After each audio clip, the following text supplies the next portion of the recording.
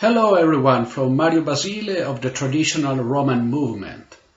If you are passionate about ancient Romans, then you may wonder what understanding of the world and existence the ancient Romans had. If you like it, follow me in the presentation.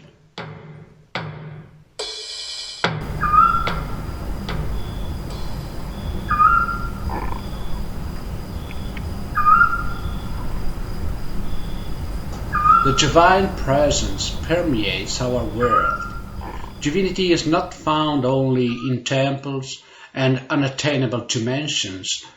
Still, it is revealed in rivers, lakes, stars, lightnings, and thunders. The Gentile Roman religion, even if deeply codified through the rituals and the calendar cycle, maintains the link with its Indo-European heritage, with its natural attention to the sky and to the phenomena that manifest the ineffable presence of forces of irrepressible power. Over the centuries, the relationship between the divine transcendent and the immanent presence was explained by philosophers, primarily by Neoplatonism. However, the Romans usually did not care about philosophical subtleties. Still, as we do today, they were concerned about carrying on a tradition that was the source of their strength and that matched their civil and religious sensitivity. Nature is full of divine power. Its phenomena can be read in a religious key to understand that God's will and act pragmatically, accordingly to maintain the Pax Deorum. Haruspices and augurs were specialists in the divine interpretation of so-called natural phenomena. The vision of nature full of divine power was philosophically expressed by the concept of anima mundi, the word's soul. In the Gentile Roman religion, it means knowing how to perceive the subtle presence around us. For example, to feel the divine presence in a wood, in a cave, in a river, in a lake. Our spiritual connection is recovered in secluded places or in spatial moments, such as during a ritual. It is a connection that has culturally belonged to us for many millennia through Rome and its Indo-European heritage. The world was not created with all its being, including men and gods. As we were not created by the gods, there is no subjection or submission to them. Honoring a divinity is above all a free choice linked to the education and cultivation of the instinct of adoration and respect. Men and gods are not incomparable. As noble specimens of chosen lineage, men have an affinity with the gods, and they get their responsibility in the world. Some examples. Aeneas descended from Venus, and the same lineage of Rome proceeds proudly from Mars. King Numa Pompilius, the second king of Rome, frequently met with the nymph Egeria, that was his advisor, lover, and wife. She gave him the laws for the young Roman people. The Romans do not kneel before the altar. Since the gods are not our creators, we do not approach them in absolute submission. Still, we offer prayers and sacrifices in reciprocal relationship, seeking their friendship, aware of our limitations in the face of the eternity of the divinities. Cultivating religion toward the gods is in our nature. We experience by religion the existence of an order beyond the perceptible world and its chaos. Our relationship with the natural world is not one of domination over an object.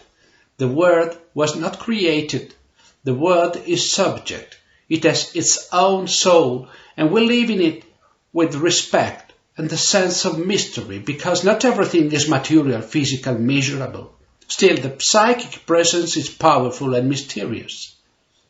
Man does not dominate the world, but respects it by interpreting the will of the gods and goddesses who habit in it through the manifestation of divine beauty. In the Gentile Roman religion, we love life. The content of this world in favor of another is inconceivable. Man has not been expelled from a paradise.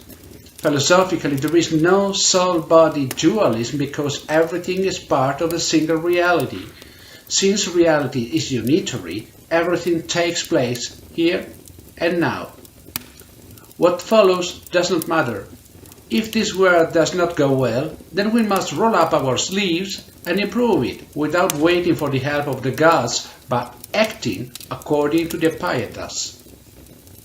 The Roman ideal is not that of a martyr who renounces this life for an unearthly reward.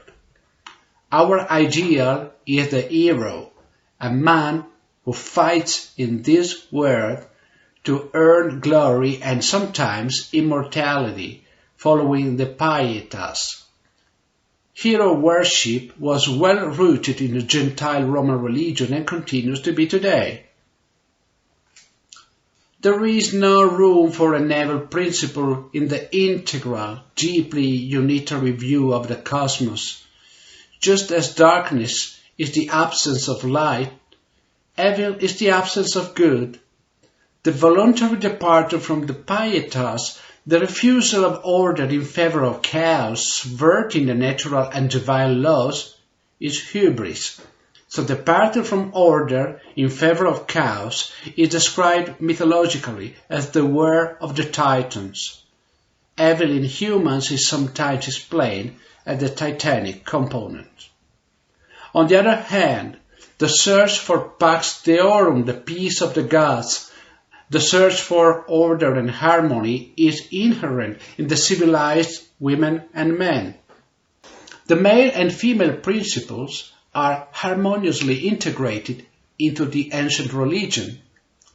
Sexuality is not taboo and there is no sin associated with the sexual act.